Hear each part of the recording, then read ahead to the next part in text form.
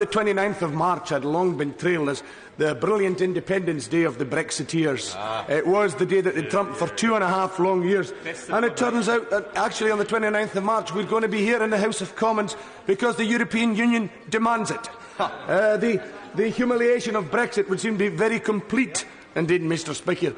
Speaker, because rather than all they promised, we're now seeing at the edge of the cliff the horrors of Brexit and the disaster that's coming our way. And I will give way. I thank my honourable friend for giving way. Does he agree with me that it seems that the government's tactics have gone for vote for the deal or it's no deal, then vote for the deal or it's no Brexit, then it's vote for the deal or there's no recess, and now it's vote for the deal or there's just no going home at all? And actually, the solution for those of us stuck in the big Brexit house from Scotland is to become independent and get out of here. Correct. Oh, I hear cheers from the Tory benches for Scottish independence. Is that a first? Is that the benefits of Brexit coming to us finally? To the member for Perth and North Perthshire, what would it have been? The honourable member will obviously, like me, remember that tomorrow is also to signal the start of the Festival of Brexit, where the Attorney-General and his best Gilbert and Sullivan was going to be out there as a compare to all the wonderful achievements of post-Brexit Britain. What happened to that? The humiliation is greater and deeper than any single Scottish nationalist could have imagined for the Brexiteers. Not only are they here because the European Union demands they're here, they now have to put off their festivals as a result of the European Union's demand. It's humiliation for them. I'm extremely grateful. Since this is, Mr. Speaker, a sitting of the House motion, would it be in order for my honourable friend to list the things that perhaps we could debate, as opposed to this fixed-up motion that the government has brought forward with 10 minutes' notice? There are a great many things, I'm sure, that my honourable friend would like to add and break that could be on tomorrow's order paper. Would he care to maybe do a bit of that for the House as well?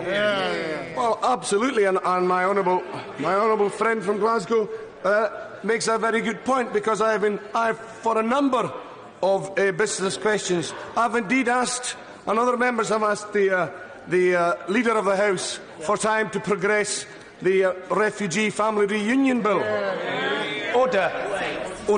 I think the honourable gentleman was led astray from the path of virtue when his honourable friend exhorted him to list matters which it would be worthy to debate tomorrow. I can advise the honourable gentleman on that matter. The motion, the sittings of the House motion, specifies the purpose for which the House will meet, and an amendment, indeed, to it specifies the purpose for which it should not meet. It is clear from the motion what it's about, and this debate is not an opportunity to dilate on a vast range of other matters which may be of interest to the honourable gentleman, but which are not consistent with the terms of the motion. If I have somewhat truncated the honourable gentleman's speech as a result, then I'm sure he's sad, but that's the reality. Mr. Angus Brendan MacNeil. Thank you, Mr. Speaker. I was rather enjoying your own speech there. Thank you. I think I would just maybe finish up just to underline the humiliation that is the House of Commons turning up to be present on the demand of the European Union. Is I wonder if the 50 pences might be getting melted down tomorrow, Mr. Speaker, and turned into something a little more useful. God bless you.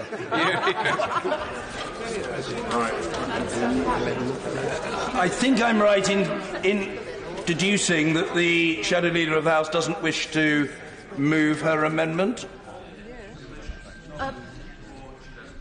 Mr. Speaker, I'd understood from the Leader of the House that was accepted and we don't need to move it formally. I haven't heard it myself, but I think that is right. And the Honourable Lady has been reassured and therefore she's content. The amendment has been accepted. Well, in that case, the question is the main question. Well, the government wants to accept it. Therefore, the question is the amendment be made. As many as are, that say aye. Aye. And the contrary, no. I think the ayes have it. The ayes have it. The question is the main question as amended. As many as are of that opinion say aye. Aye. Of the contrary, no. I think the ayes have it. The ayes have it. Order.